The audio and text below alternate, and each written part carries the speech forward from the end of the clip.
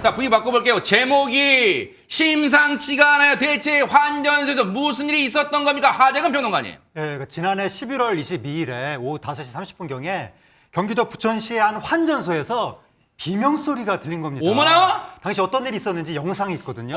영상을 보시겠습니다. 환전소에서. 이 영상을 보시면 네. 후드 모자를 뒤집어 쓴 채 어떤 남성이 들어오더니 지금 업주를 손에 무언가를 든 채 구석으로 밀어붙이는 모습입니다. 지금 업주가 뒤로 막 물러나면서 피하고 있는데 네. 그때 마침 비명소리를 들은 업주의 남편이 안으로 들어오거든요. 저 남편을 보더니 저 남성이 문을 닫고 도망을 갑니다. 업주 남편이 곧바로 뒤를 쫓아가 보지만 그 남성은 이미 가게를 빠져나간 뒤였습니다. 어머나. 진짜 남편분이 마침 그 안에 계셨기에 망정이지. 최지봉 교수님, 하마터면 큰일 날 뻔했어. 근데 저 몹쓸이가 손에 뭘 들고 있었던 거예요? 흉기입니다. 흉기. 어머나 세상에. 흉기를 들고 있었던 거예요. 그러니까 환전소에 들어와서 아마 돈을 뺏으려는 목적이었던 것 같아요. 이런 몹쓸 인간 진짜. 그러니까요. 흉기를 들고 환전소에 와서 저 여성분이 50대 여성분이신데요. 네. 주인분이 50대 여성을 위협하면서 아마 돈을 요구했던 것 같아요. 세상에. 근데 이제 그 여성 주인분이 소리를 질렀을 거 아니에요. 갑자기 강도가 들어오니까. 네. 그랬더니 내실에 있던 남편이 나온 거예요.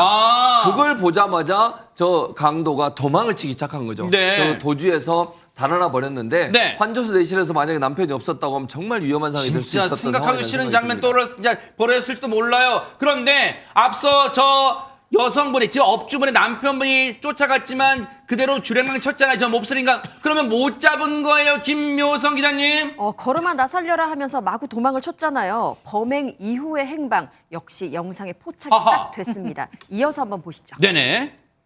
환전소에서 도망을 나온 남성이 향한 곳은 다름 아닌 인근의 한 빌라였습니다. 주차장 구석진 곳으로 뭐예요? 향한 남성, 갑자기 입고 있던 옷을 벗습니다. 쓰고 있던 후드 모자도 벗었고요. 바지도 어두운 색에서 밝은 색으로 바뀌었습니다. 완전 딴 사람 됐어요. 그러니까요. 이렇게 옷을 갈아입은 뒤에 버스를 타고 어디론가 향하는 남성.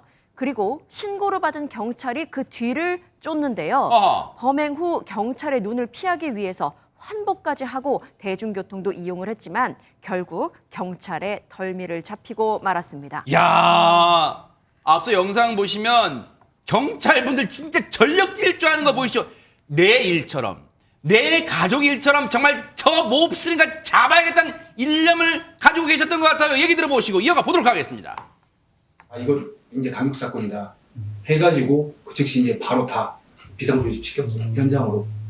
신속하게 검거하지 않는다면 똑같은 범행이 재발할 것이다. 그 주변 일대를 넓혀가지고 방범용 카메라를 한번 싹 봐봐라. 근데 그런 와중에 이제 걸린 거죠. 주거지가 특정이 됐고 150m 정도 떨어진 곳에서 작전 회의를 하고 있었어요. 근데 나왔다는 거예요, 지금 집 앞으로.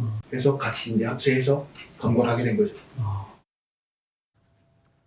그런 말이 떠올라요. 허주현 변호사님.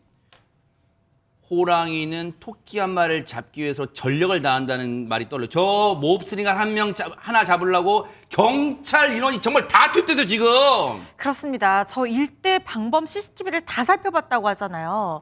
그 노력이 진짜 대단하다는 생각이 들고 특히 이 사건 같은 경우에는 시간 싸움이었어요. 왜냐하면 저렇게 갈아입을 옷과 흉기까지 준비했었다는 것은 그만큼 치밀하게 준비를 했었다는 얘기인데 첫 번째 범행에서 미수에 그쳤기 때문에 검거되기 이전에 추가 범행을 저지르고 달아날 가능성이 있는 상황이었습니다. 그렇다면 진짜 무슨 일이 벌어질지 모르기 때문에 경찰들도 우리 영화에서 보면은 막 CCTV 여러 개 돌려보고 막 여러 명 같이 보고 하잖아요.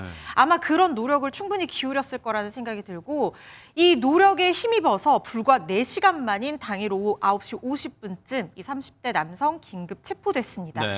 왜 이런 범행을 했냐 물었더니 아파트 전세 자금이 필요해서 범행했다 이렇게 범행 동기를 털어놨다고 하는데요. 전세 자금 필요했으면 열심히 일해서 돈을 벌었어야지 이렇게 범죄까지 저지르는 것이 이해가 가지 않습니다. 특히 환전소 업주는 얼마나 놀랬겠어요. 저항하는 과정에서 흉기에 손을 다치는 부상까지 입었다고 합니다.